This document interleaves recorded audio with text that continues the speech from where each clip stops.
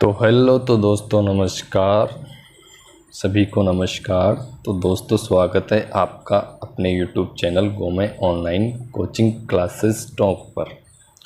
तो दोस्तों वीडियो को स्किप नहीं करना है, वीडियो को लास्ट तक देखना है। वीडियो अच्छी लगे तो लाइक, शेयर एंड कमेंट कर देना है, और अगर चैनल पर नए हो तो चैनल को सब्सक्राइब कर देना है, ताकि हमारी जो वीडियो का नोटिफिकेशन आपके पास पहुंच सके। तो दोस्तों आज मैं फिर से लेकर आया हूं नया अध्याय, जिसका नाम है मानव श्वसन तंत्र या ह्यूमन रेस्पिरेटरी सिस्टम।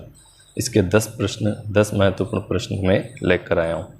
तो इसी के साथ अपन हमारे प्रश्नों की शुरुआत करते हैं। तो इसी के साथ हमारा पहला प्रश्न है कि मानव श्वसन तंत्र का भाग नहीं है। इनमें से कौन सा मानव श्वसन तंत्र का भाग नहीं है? ए नासाफत या नेजल पाथ, बी श्वासनली या ट्रेकिया, सी कूपिका या एल्वियोलाई, और डी ऑप्शन है ग्रासनली या फूड पाइप। इसकी बात करें मानव श्वसन तंत्र के क्या क्या भाग है, उसकी थोड़ी डायग्रामेटिकली अपन समझ लेते हैं। कि मानव श्वसन तंत्र की बात करें, ठीक है, अपन क्या करते हैं, जैसे ही अपन श्वास लेते हैं तो कहाँ से स्टार्ट करते हैं? हमारी नाक से। तो नाक के जो ये 2 बार जो छिद्र होते हैं इन्हें कहते हैं अपन नासा छिद्र। अगर डायग्राम से देखें, ये हमारे होंठ आएगा, ठीक है, ये थोड़ा रहा है। तो ये जो यहाँ पर जो छिद्र पाए जाएंगे उसे क्या कह देंगे? नासा छिद्र। ये वाला, ये क्या कहलाएगा? नासा छिद्र। और यहाँ से ये तो हमारा हो गया फूड पाइप।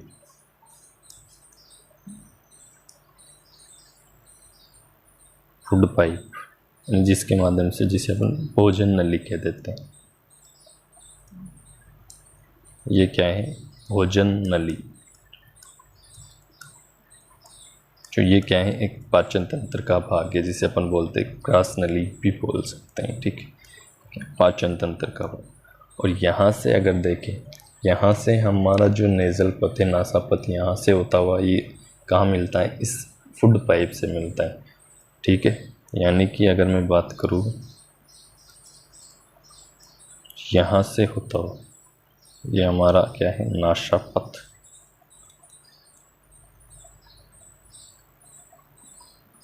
ठीक है, इसे क्या कह देते हैं? नासा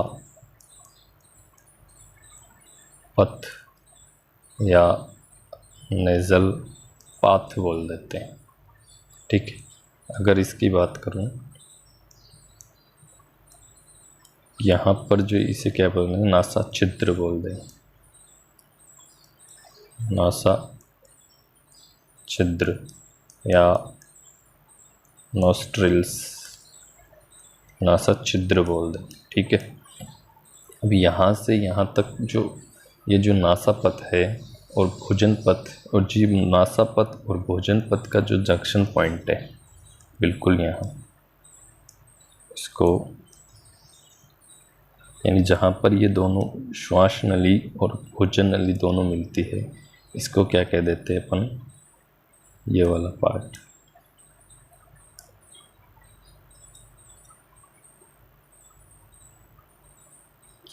इसे बोल देंगे ग्रसनी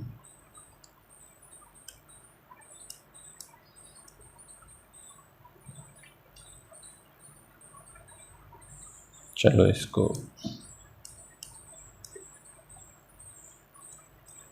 ग्रसनी या फेरिंग्स, ठीक है।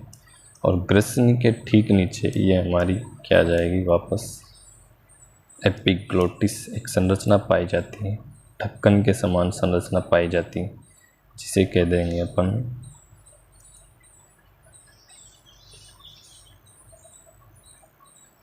इसे क्या कह देते हैं? एपिग्लोटिस। ये एपिग्लोटिस क्या करती हैं? जो भोजन, जैसे ही अपन भोजन खाते हैं तो भोजन को क्या है? श्वसन पथ में जाने से रोकती है। कौन? एपिग्लोटिस।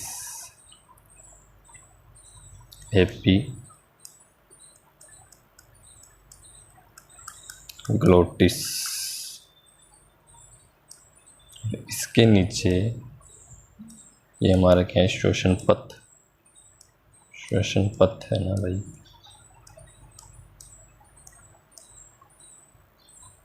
ठीक है। इसके नीचे ही हमारा पाया जाता है लैरिंग्स, या जिसे अपन बोलते हैं तो कंठ पाया जाएगा, ठीक है। ये लैरिंग्स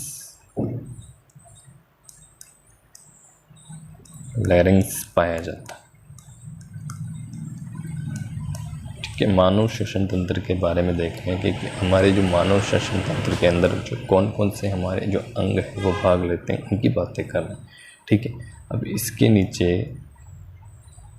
जस्ट अब आएंगे अपने, ये क्या है, श्वसन नली, श्वास नली जिसे अपन बोलते हैं ट्रेकिया। ये क्या हो जाएगी, श्वास नली।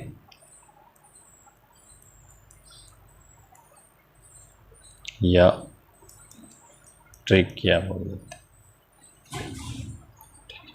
अब आएंगे अपने फेफड़े, इसको थोड़ा शिफ्ट कर देता हूँ।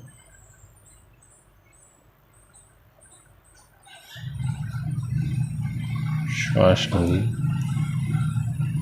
ट्रेकिया, इसके बाद आएंगे ये श्वास नली आगे जाकर दो शाखाओं में बढ़ जाती है, जिसे अपन कह देते हैं प्राथमिक श्वसनिका, और ये इसके ऊपर ये पाएंगे फेफड़ों।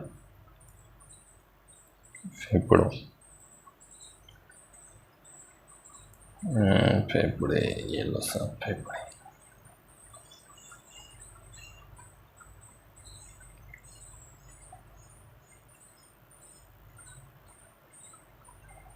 फेफड़े पाएंगे, और इन फेफड़ों, ये जो श्वसनिका है, प्राथमिक श्वसनिका या द्वितीयक श्वसनिका इसको बोल देते हैं, क्योंकि ये दो शाखाओं में बट गई, इसको क्या बोल देंगे, प्राथमिक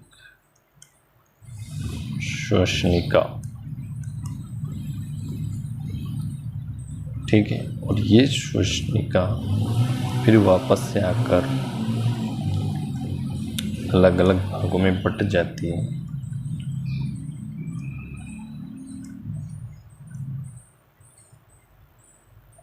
फिर आगे ये और डिवाइडेशन कर देती, डिवाइड हो जाती है।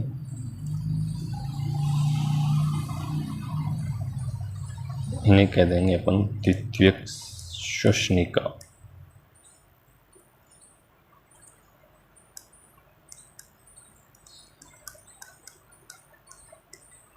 द्वितीयक श्वसनिका, और सबसे लास्ट में ऐसे बढ़ती जाती है अलग अलग शाखाओं में, ठीक है। और लास्ट के अंदर पाई जाएंगी जिन्हें अपन कह देते हैं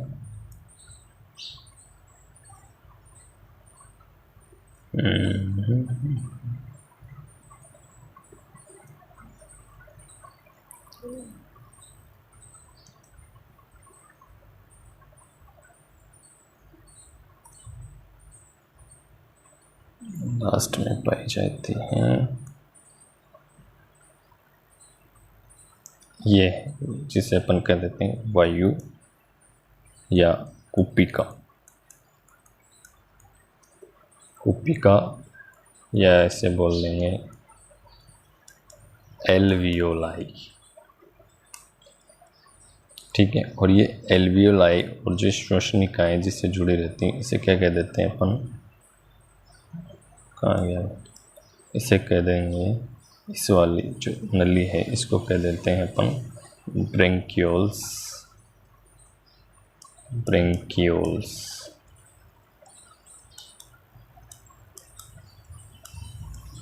तो ये हमारे लगभग अपने श्वसन तंत्र के अंदर जो पार्ट्स होते हैं, जो अंग होते हैं, उनकी बात कर ली कि नासा छिद्र कहाँ से, सबसे पहले श्वसन कहाँ से प्रारंभ होगा, यहाँ से, यानी जब से हम श्वास लेते हैं तो हमारी नाक से जो ये वो वाले छिद्र होते हैं, इनको कह देते हैं नासा छिद्र। फिर यहाँ से होती हुई ये जो श्वास नली यहाँ पर आकर मिलती है, कहाँ पर, भोजन पथ और श्वसन पथ पर मिलती है, जिसे अपन बोलते हैं कृष्णी, ठीक है। कृष्णी से नीचे जस्ट ग्रसनी के नीचे जस्ट पाया जाता है एक घाटी के समान यानी एक ढक्कन के समान संरचना पाई जाती है जिसे कह देते हैं एपिग्लोटिस। ठीक है, इस एपिग्लोटिस के ठीक नीचे पाई जाती हैं लैरिंक्स, कंठ पाए जाते हैं। फिर इसके नीचे जो श्वास नली होते हुए फिर कहाँ चले जाएंगे, फेफड़ों। ठीक है, फेफड़ों से फिर ये अलग अलग शाखाओं में बढ़ जाएगी जिन्हें अपन प्राथमिक श्वसनिका, फिर ये आगे जाकर अलग अलग शाखाओं में डिवाइड हो जाएगी, द्वितीयक श्वसनिका कहते हैं, और लास्ट में क्या मिलती है, कूपिका। ठीक है, ये एल्वियोलाई, और ये कूपिका ही क्या कहलाती है, फेफड़ों की इकाई कहलाती है, क्रियात्मक इकाई या फेफड़ों की इकाई कहलाती है कूपिका। कूपिका की बात करें, कूपिका क्या कहलाती है, फेफड़ों की इकाई, फेफड़ों की इकाई, यूनिट ऑफ लंग्स, यानी फेफड़ों की इकाई किसे कहते हैं, कूपिका। ठीक, यानी जो ये फेफड़े होते हैं ये कई कूपिकाओं से बने होते हैं। ठीक है, और यहीं से जो है O2 और CO2 का क्या होता है, ट्रांसपोर्टेशन होता है, आदान प्रदान होता है। ठीक है, परिवहन। और हमारे फेफड़ों के अंदर जो कूपिकाओं की संख्या लगभग होती है, एक फेफड़े में लगभग कूपिकाओं की संख्या कितनी होती है, 300 मिलियन, 300 मिलियन कूपिकाओं की संख्या होती है। तो हमारे प्रश्न की ओर चलते हैं। पहले क्या है प्रश्न कि मानव श्वसन तंत्र का भाग नहीं है, नेजल पथ, श्वास नली, कूपिका या ग्रास नली। तो जैसे तो आंसर क्या हो जाएगा, ग्रास नली या फूड पाइप। क्या हो जाएगा आंसर, ऑप्शन नंबर डी। तो यहाँ पर अपन ने नासापथ की भी बात की, दूसरी अगर बात करें तो ट्रेकिया, श्वास नली की भी बात की, कूपिका की बात की, लेकिन ग्रास नली क्या है, ये अगर बात करें तो ये है पाचन तंत्र का भाग, यानी हमारी जो आहार नाल है उस आहार नाल का भाग है पाचन तंत्र। ठीक है, तो आंसर हो जाएगा डी या ग्रास नली। अगली बात करते हैं, फिर सेकंड प्रश्न की ओर चलते हैं। ठीक है, कि वयस्क मनुष्य में श्वसन दर होती है। अब श्वसन दर कितनी होती है वयस्क मनुष्य में? श्वसन दर की बात करें तो श्वसन दर किसे कहते हैं, होती क्या है श्वसन दर? प्रति मिनट में, यानी 1 मिनट के अंदर हम जो श्वास लेते हैं, श्वास लेना और श्वास छोड़ना क्या कहलाएंगी, श्वसन दर। यानी 1 मिनट के अंदर व्यक्ति कितना श्वास को अंदर ले रहा है और कितनी बाहर छोड़ रहा है, यानी कितनी गैस अंदर ले रहा है, कितनी गैस बाहर छोड़ रहा है, उसे क्या कह देंगे अपन, श्वसन दर कह देते हैं। श्वसन दर की दर बात करें तो 1 मिनट में या प्रत्येक मिनट में, ठीक, श्वास अंदर लेना एवं बाहर निकालने की दर क्या कहलाएगी, श्वसन दर कहलाएगी। ठीक है, तो ऑप्शन देखते हैं कि 72 प्रति मिनट, 25 प्रति मिनट और 12 से 16 प्रति मिनट और 10 प्रति मिनट। यानी 72 प्रति मिनट की बात करें तो ये जो हमारी हृदय दर की बात कर रहे हैं, कौन सी, हृदय दर, यानी ये हमारी क्या है, हृदय की जो हृदय धड़कन है, यानी 1 मिनट में हमारा हृदय कितनी बार धड़कता है, 72 बार। जबकि हमारी श्वसन दर की बात करें, वयस्क मनुष्य की बात करें तो उसमें श्वसन दर होती है कितनी, 12 से 16 प्रति मिनट। यानी 1 मिनट के अंदर एक व्यक्ति या तो 12 से 16 मिनट, 12 से 16 बार क्या करेगा, श्वास को अंदर लेगा और बाहर निकालेगा। तो option C is the correct. तो प्रश्न 3, फेफड़े या लंग्स की क्रियात्मक इकाई किसे कहते हैं? अपन ने बात भी की थी, किसको कहा था अभी, कूपिका। सी ऑप्शन एल्वियोलाई को कहा था। जैसे अपन ने संरचना देखी थी इसके अंदर, तो कूपिका क्या है, फेफड़ों की क्रियात्मक इकाई। ठीक है, क्योंकि यहाँ से ही जो मेन कार्य, फेफड़े तो क्या करते हैं, गैसों को अंदर लेते हैं और अंदर ले लेते हैं, ठीक है, लेकिन मेन फंक्शन कौन कर रही है, कूपिका कर रही है। यानी गैसों का ट्रांसपोर्टेशन कौन कर रही है, मेन गैसों को आदान प्रदान कौन कर रही है, कूपिका कर रही है या एल्वियोलाइज कर। और एक हमारे प्रत्येक फेफड़े में कितने 300 मिलियन, लगभग 300 मिलियन के आसपास क्या पाई जाती है, कुपिकाएँ पाई जाती है। ठीक है, तो अगले प्रश्न की ओर बढ़ते हैं। कुपिका की बात कर ली, ठीक है, फेफड़ों की, और कितनी लगभग 300 मिलियन कुपिकाएँ पाई जाती है हमारे प्रत्येक फेफड़े में। ठीक है, अगले प्रश्न की ओर बढ़ते हैं। उच्च शोषण या एक्सपिरेशन के समय सीटी की आवाज़ आना कौन से रोग की पहचान।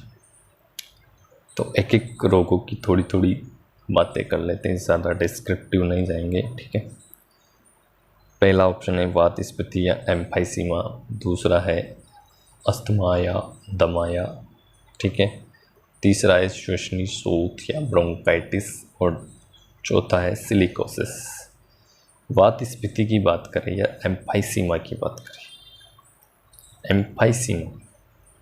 एम्फाइसीमा की बात करें तो ये एम्फाइसीमा जो सिगरेट पीने वाले व्यक्ति, मेन कारण है इसका, जो धूम्रपान करने वाले व्यक्ति या सिगरेट पीने वाले व्यक्तियों में ये रोग होने की संभावना ज़्यादा है। अब धूम्रपान करने से क्या होता है कि धूम्रपान करने से जो हमारी एल्वियोलाइज या हमारी जो कुपिकाएँ हैं, उस कुपिकाओं की जो सेल वॉल है यानी भित्तियाँ नष्ट होने लगती है।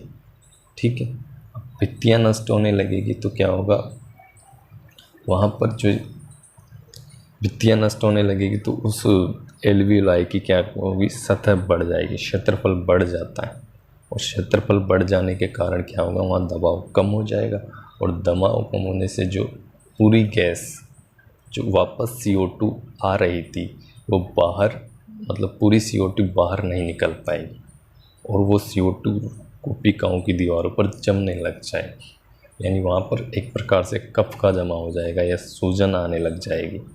ठीक है, जिससे श्वसनिका, हमारी जो श्वसनिका धीरे धीरे क्या हो जाएगी, सक्रिय हो जाएगी, और व्यक्ति को क्या है, श्वास लेने में परेशानी आने लगेगी। ठीक है, तो सिगरेट एम्फीसीमा की बात करें तो एम्फीसीमा में ऐसा कोई कार्य नहीं होता। ठीक है, सीटी जैसी आवाज़ इसके अंदर नहीं आती। तो वातस्फीति की बात की अपने, एम्फाइसीमा की बात की। दूसरी बात करें अस्थमा या दमा, तो इस अस्थमा या दमा के अंदर क्या आती है, सीटी की आवाज़। अस्थमा या दमा के अंदर क्या आती है, सीटी की आवाज़ आती है। और ये जो अस्थमा या दमा की बात करें तो ये मेनली बात करूँ, चलो इसको अलग कलर से, मुख्य रूप से बात करें तो ये जो है एलर्जी के कारण होता है। अब कई प्रकार की एलर्जी हो सकती है व्यक्ति को, अलग अलग प्रकार की। ठीक है, जैसे किसी को धूल मिट्टी के कारण भी एलर्जी हो जाती है, जो पराग कण, पौधों में जो पराग कण होते हैं उनके कारण भी एलर्जी हो जाती है। खाद्य पदार्थों से, जैसे किसी को गेहूं से ही एलर्जी हो जाती है। ठीक है, ठंड से, धुएं से, अलग अलग प्रकार की एलर्जी होती है। अब इसमें अस्थमा या दमा में क्या होता है कि एलर्जी के कारण होता है, एक तो मुख्य काम है एलर्जी के कारण होता है। दूसरी बात करें तो इसके अंदर जो है मेन जो फंक्शन क्या है इसका, कि जो ये हमारी मेन तो क्या है, खांसी और श्वास लेने में कठिनाई उत्पन्न करेगा, और उच्च शोषण के दौरान जो है सीटी बजने की जैसी आवाज़ आएगी। उच्च शोषण के मतलब हमारी जो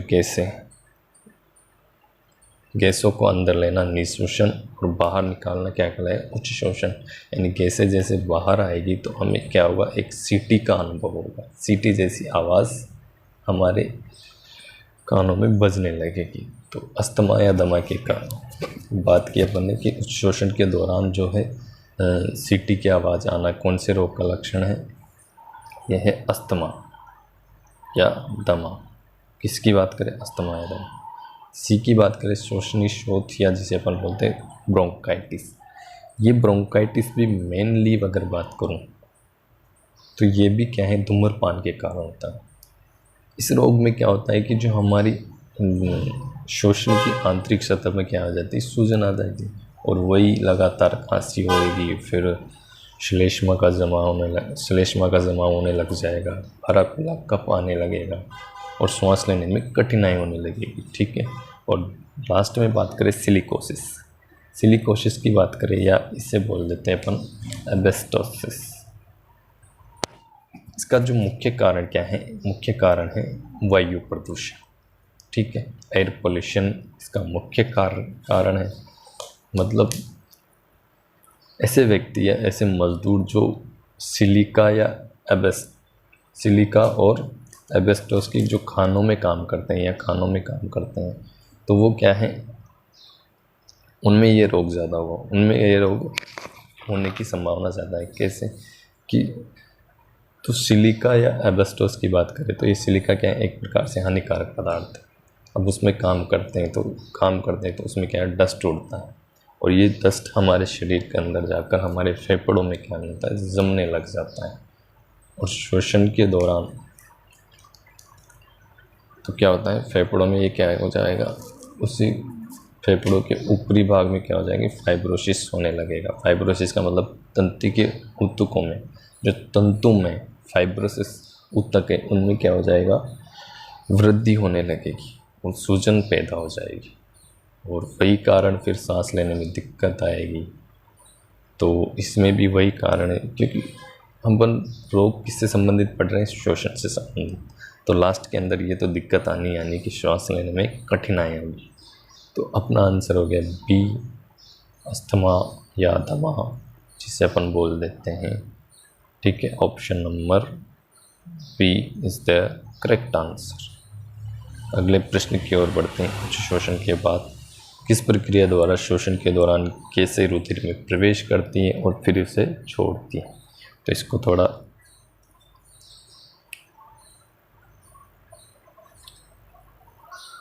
डायग्रामेटिकली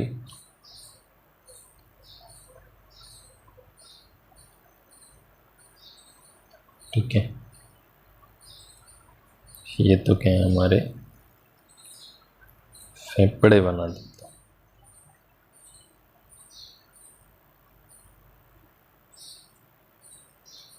ये थोड़ी बहुत खांच क्यों बना रहा हूँ, बताए ना आपको। यहाँ पर हमारा क्या पाया जाता है, हृदय पाया जाता है। जो खांच पाई जाती है, इस खांच के अंदर हमारा यहाँ पर हृदय पाया जाता है, मीडियास्टाइनम ऑब्वास से हृदय। ठीक है, अभी अपन बात करें श्वसन से संबंधित। ठीक है, ये तो मैंने ऐसे ही नॉलेज के लिए बता दिया। अब बात करें फेफड़ों की। फेफड़ों से हमारी सेल्स तक ब्लड लाना है। पहले तो कहाँ आएगा, हार्ट के पास। इसको इससे हटा ही देते हैं, हार्ट के पास आएगा पहले ब्लड।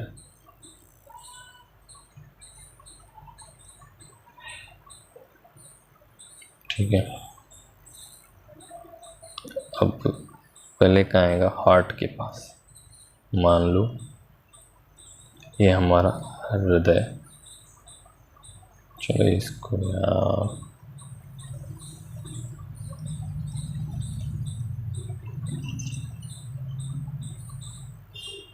हृदय 4 कक्षकों में बटा है, आलिंद दो नीले, तो आलिंद दो नीले। ठीक,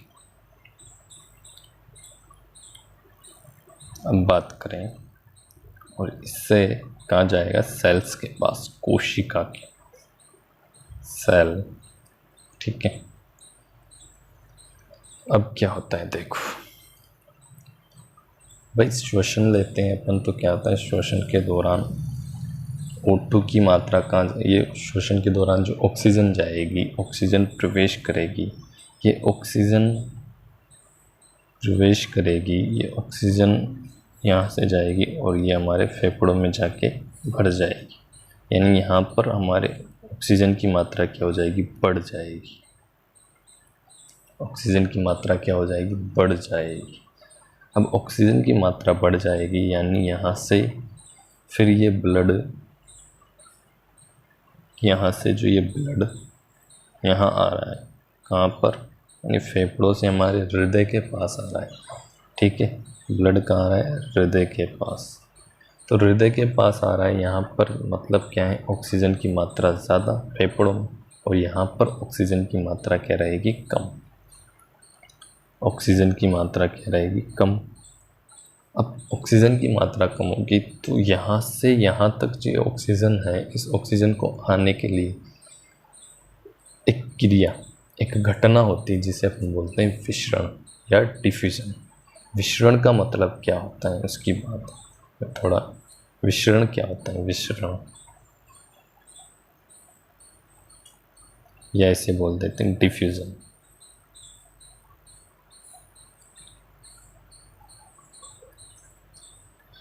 विसरण या डिफ्यूजन की बात करें तो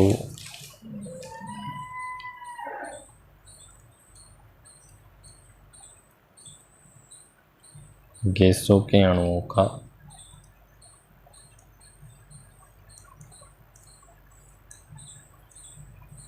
उच्च सांद्रता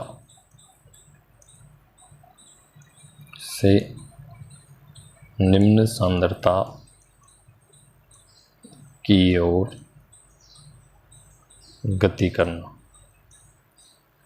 ये होता है डिफ्यूजन या विसरण की बात करें तो यहाँ पर जो ऑक्सीजन की मात्रा कहाँ है, फेफड़ों में ज़्यादा और ब्लड के अंदर क्या है, कम।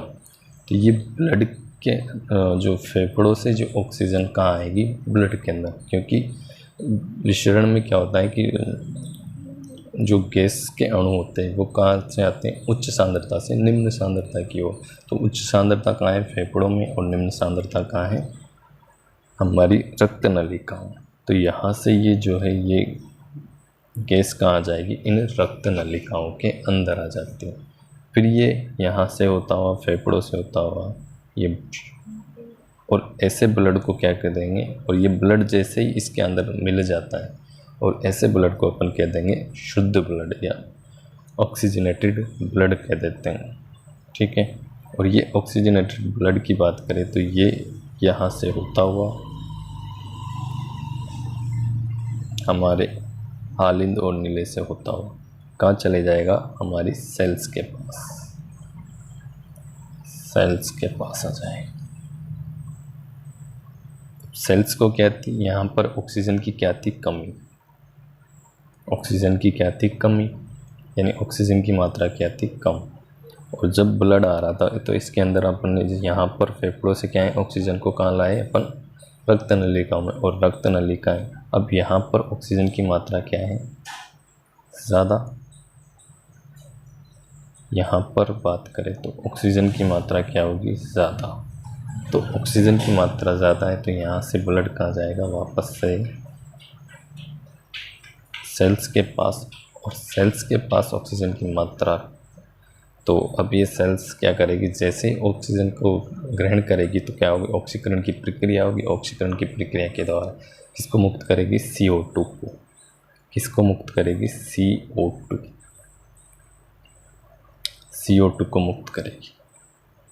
और यहाँ से वापस फिर ब्लड कहाँ जाएगा, यहाँ से होता हुआ ब्लड वापस से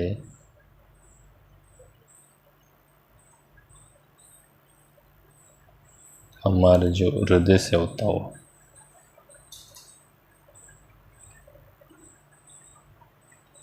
कहाँ चला जाएगा, फेफड़ों के पास। अब क्या हुआ, जैसे सेल्स ने ऑक्सीजन ग्रहण किया, ऑक्सीकरण की प्रक्रिया हुई और किसको मुक्त कर दिया, CO2। यानी यहाँ पर जो है CO2 की मात्रा क्या हो गई, ज़्यादा। और जबकि यहाँ पर ऑक्सीजन को तो यहाँ पर ग्रहण कर लिया, यहाँ पर CO2 की मात्रा, जैसे ही सेल्स ने CO2 की मात्रा, तो यहाँ पर ब्लड के अंदर सेल CO2 की मात्रा क्या हो जाएगी, कम, ठीक है। और ये CO2 किसके माध्यम से, यहाँ से यहाँ चला जाएगा, विसरण के माध्यम से। फिर यहाँ से होता हुआ यहाँ पर, मतलब क्या हो जाएगा, इसमें भी क्या है, CO2 की मात्रा ज़्यादा,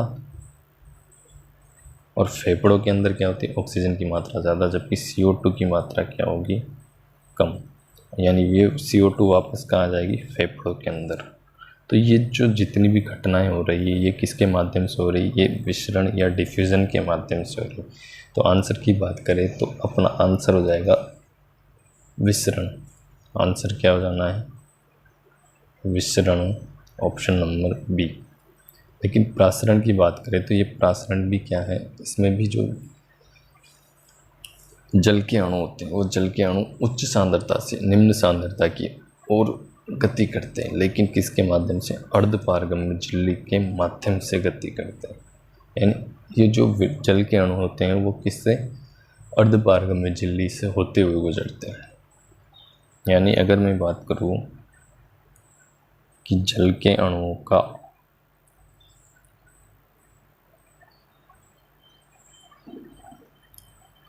अर्धपारगम्य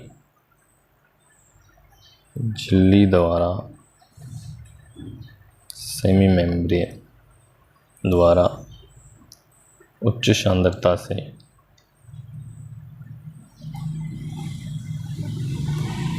निम्न सांद्रता की ओर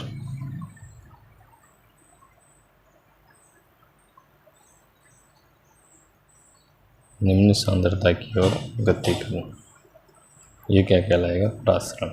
तो अपना आंसर हो गया पी, डिफ्यूजन। अगले आंसर की ओर बढ़ते हैं।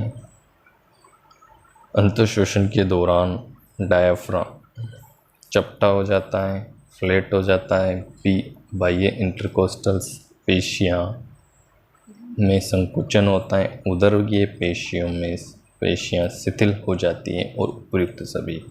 तो इसकी बात करें किसकी, अंतःशोषण के दौरान। भाई दो प्रकार का शोषण होता है, अंतःशोषण और बहिःशोषण। अंतःशोषण के दौरान अगर मैं बात करूँ, ये हमारा जैसे हमारा शरीर है, शरीर को बिल्कुल दो भागों में बांट दिया है। देखो ये दो भागों में बांट दिया। कितने भागों में बांट दिया इसको, दो भागों में बांट दिया। अब यहाँ से ठीक है, यहाँ पर एक संरचना पाई जाती है। चलो यहाँ पर एक संरचना पाई जाएगी, थोड़ा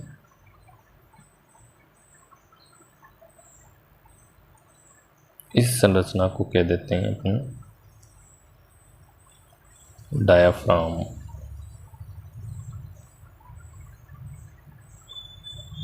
क्या कह देंगे, डायाफ्राम। ठीक है, और ये डायाफ्राम बिल्कुल जी, ये डायाफ्राम के ये वाला भाग है, यानी यहाँ से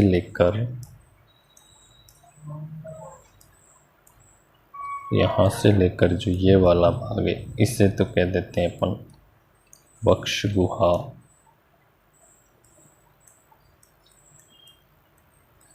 या थोरेसिक कैविटी।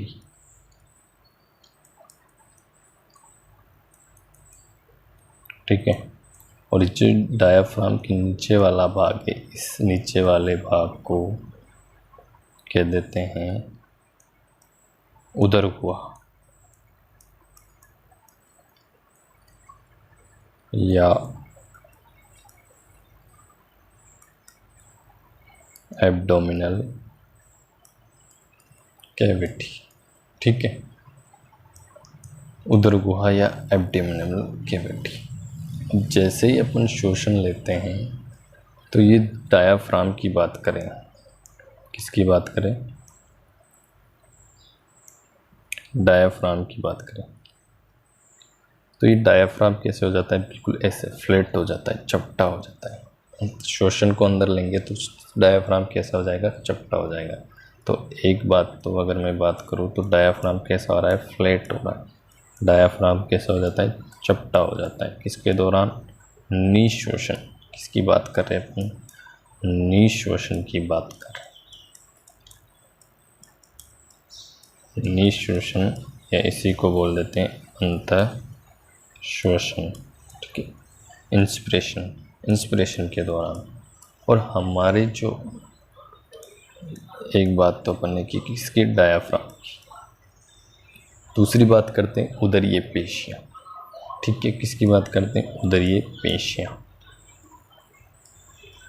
उदरीय पेशियाँ। इस उदरीय पेशियों के अंदर हमारी जो उदरीय पेशियाँ हैं, डायाफ्राम चपटा हो जाता है। उदरीय पेशियों की बात करें, शिथिल हो जाती है, रिलैक्स हो जाती है। श्वसन के दौरान बात कर रहे हैं, निःश्वसन के दौरान, तो ये पेशियाँ क्या हो जाती हैं, शिथिल हो जाती हैं, रिलैक्स हो जाती हैं एक प्रकार से, शिथिल या रिलैक्स हो जाती है। दूसरी बात, तीसरी बात करें तो हमारी जो पसलियाँ हैं, हमारी जो रिब्स है, उस रिब्स के बीच में पाई जाती हैं, जिसे अपन बोलते हैं पेशियाँ पाई जाती हैं, जिसे बोलते हैं इंटरकोस्टल पेशियाँ। और ये इंटरकोस्टल पेशियाँ में क्या होता है, संकुचन होता है। जो बाहरी, अब ये इंटरकोस्टल पेशियाँ भी दो प्रकार की होती है, बाह्य, आंतरिक। बाह्य इंटरकोस्टल पेशियों में तो क्या होगा, निःश्वसन के दौरान जो बाह्य इंटरकोस्टल पेशियों में संकुचन, पेशियों में संकुचन।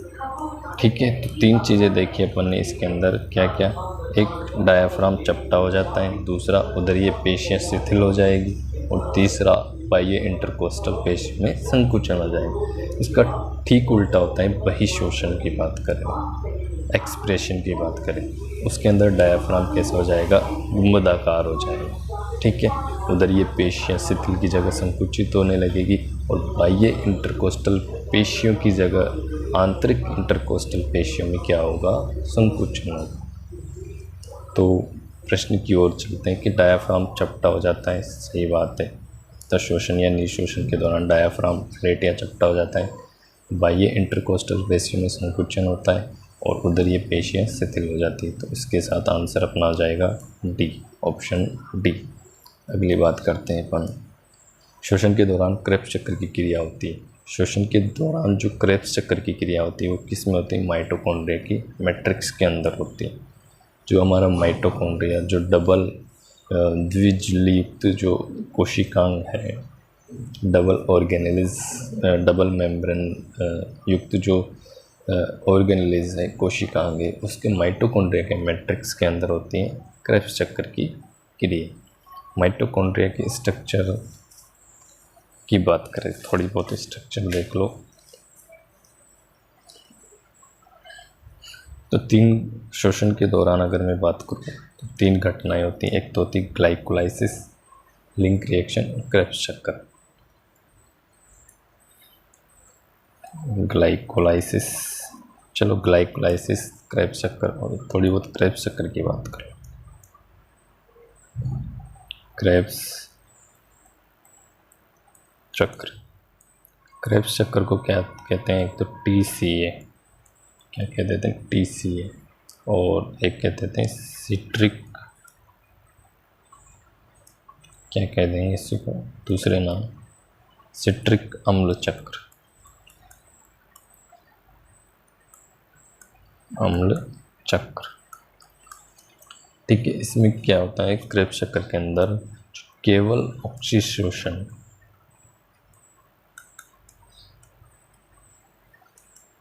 केवल ऑक्सीशोषण होता है। ठीक है, और ये जो घटना होती है वो कहाँ होती है, माइटोकॉन्ड्रिया के मैट्रिक्स के अंदर होती है, माइटोकॉन्ड्रिया के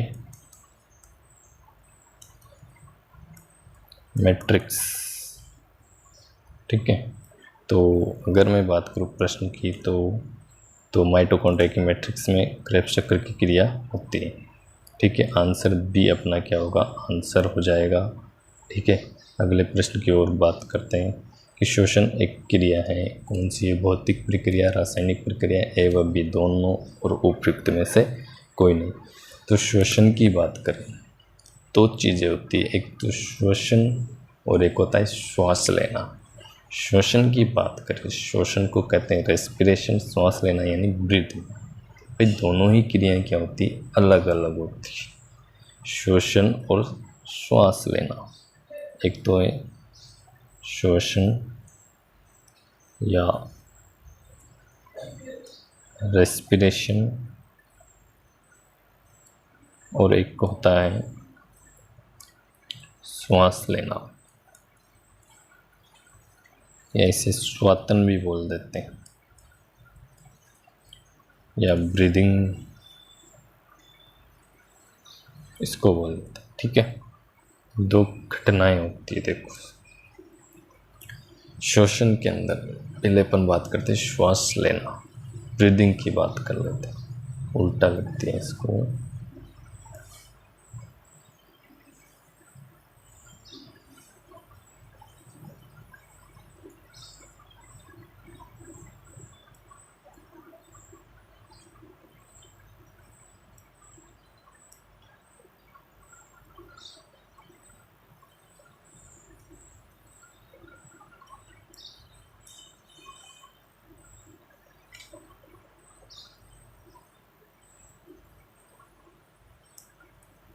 तो थोड़ा उल्टा लिख दिया, कोई दिक्कत नहीं, इसको इधर रख देते हैं। तो श्वातन और श्वास लेना, सबसे पहले अपन बात करते हैं श्वास लेना या ब्रीदिंग की बात करते हैं। श्वास लेते हैं अपन, जैसे श्वास लेना क्या है, एक प्रकार से भौतिक प्रक्रिया है, फिजिकल प्रोसेस। कैसे, क्या करते हैं हम, वायुमंडल से जो ऑक्सीजन है उस ऑक्सीजन को कहाँ लेते हैं अपन, श्वसन के दौरान हमारे फेफड़ों में प्रवेश करते हैं, और ये फेफड़ों से जाते हुए हमारे जो, ठीक है, और श्वास लेना, ठीक है, ऑक्सीजन से क्या करते हैं, वातावरण से ऑक्सीजन को लेते हैं और हमारे शरीर से CO2 को कहाँ लगाते हैं, बाहर निकालते हैं, कहाँ, वातावरण में। ठीक है, तो क्या है, श्वसन एक क्या है, एक प्रकार से श्वातन या श्वसन लेना, श्वास लेना, ये एक प्रकार से क्या है, भौतिक प्रक्रिया, फिजिकल प्रोसेस है। ठीक है, जिसमें वातावरण से O2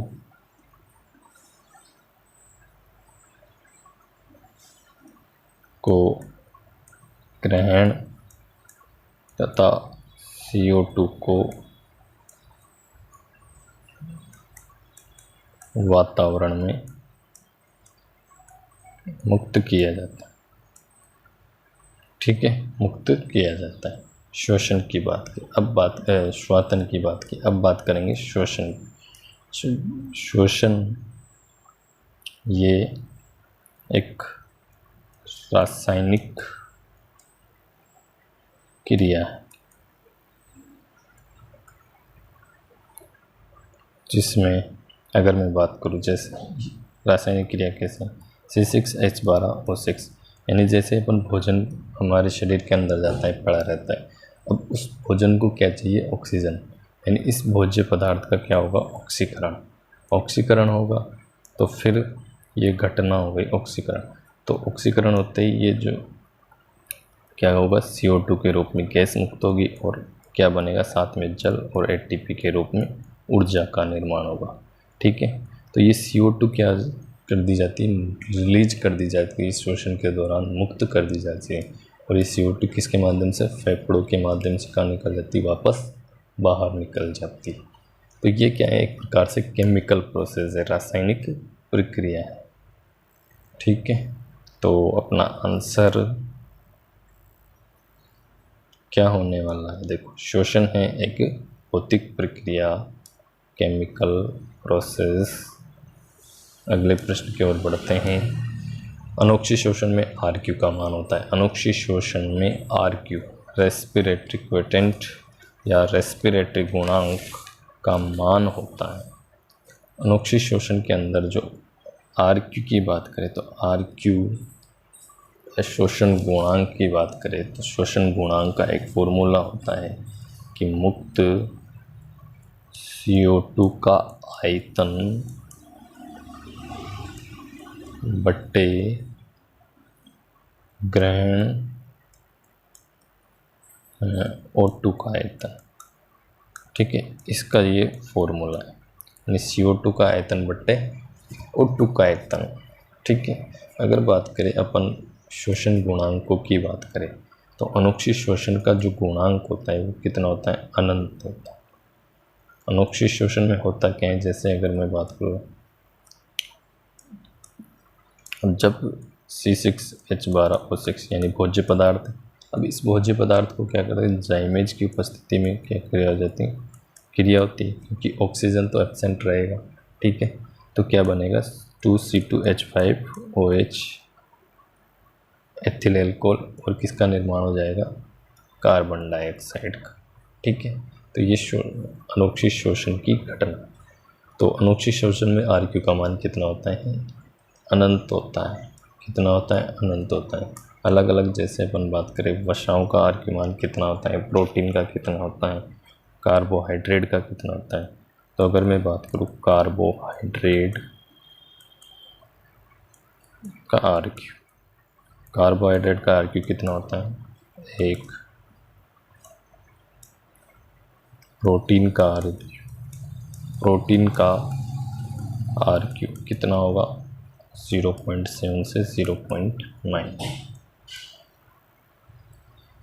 वसा का RQ यह होता है 0.7। ठीक है, तो ये अपने जो पोषक पदार्थ हैं उनका RQ शोषण गुणांक की बात की, तो आंसर हो गया अनंत। तो 0.7 किसका है, वसा का RQ है। 0.7 से 0.9 की बात करें तो ये जो है किसका है, प्रोटीन का और कार्बोहाइड्रेट का 1। तो आंसर हो जाएगा अपना अनंत, डी ऑप्शन अपना आंसर हो जाएगा। लास्ट प्रश्न की ओर बढ़ते हैं। कार्बन मोनोऑक्साइड व्यक्ति को मार सकती है क्योंकि इसकी जो निम्न के साथ बंधुता उच्च होती है। तो ऐसा कौन सा वर्णक है जिसके साथ इसकी बंधुता, मतलब इसके जो भाईचारा एक प्रकार से क्या हो जाता है, मजबूत हो जाता है। तो वो बात करें तो वो होता है हीमोग्लोबिन, ऑप्शन सी। हीमोग्लोबिन के साथ अगर मान लें अपन जैसे ऑक्सीजन की बात करें, ऑक्सीजन जुड़ती है तो क्या बनाती है, देखो हीमोग्लोबिन Hb कौन सी अवस्था में होती है, Fe+2 अवस्था। ऑक्सीजन जुड़ेगी और किसका निर्माण कर लेगी, ऑक्सी हीमोग्लोबिन का निर्माण कर लेगी। और यहाँ पर ये Fe+2 स्टेज के अंदर ही, यानी इसके अंदर इसका ऑक्सीकरण अंक चेंज नहीं होता। जबकि अगर मैं बात करूँ जैसे ये हमारी हीमोग्लोबिन है और ये हीमोग्लोबिन कार्बन मोनोऑक्साइड के साथ क्रिया करेगी, तो यहाँ पर जो ये इसका ऑक्सीकरण अंक कितना है, +2। लेकिन जैसे ये जुड़ जाती है तो क्या किसका निर्माण करेगी, कार्ब हीमोऑक्सीग्लोबिन, या जिसे अपन बोलते हैं मेट हीमोग्लोबिन। और यहाँ पर इस Hb में जो आयरन की जो ऑक्सीकरण अवस्था हो जाएगी वो कितनी हो जाएगी, +3 हो जाएगी। और ये +3 अवस्था जो क्या है एक प्रकार से घातक, तो ये एक प्रकार से क्या है, मेट हीमोग्लोबिन का निर्माण हो गया। और मेट हीमोग्लोबिन का निर्माण हो गया मतलब ये हमारे ब्लड को क्या करने लगती है, समझाना। ठीक है, तो ब्लड इससे क्या हो जाता है, नष्ट होने लगता है और फिर लास्ट के अंदर व्यक्ति की क्या होता है, मृत्यु होने लग जाती है। पूरा ब्लड क्या हो जाएगा, जमने लग जाएगा। ठीक है, तो ये एक प्रकार से हानिकारक पदार्थ बन जाता है मेट हीमोग्लोबिन। ठीक है, तो इसी के साथ अपने जो 10 प्रश्न थे ये कंप्लीट हो चुके हैं, जिनकी अपन ने थोड़ी डिटेल में व्याख्या की, ज़्यादा नहीं लेकिन थोड़ी थोड़ी की। ठीक है, तो हर प्रश्न की डिटेल के साथ व्याख्या की है। तो आज के लिए इतना ही काफ़ी है। तो इसी के साथ अपन वीडियो को समाप्त करना चाहते हैं। तो थैंक यू, धन्यवाद, have a nice day, thank you, bye bye.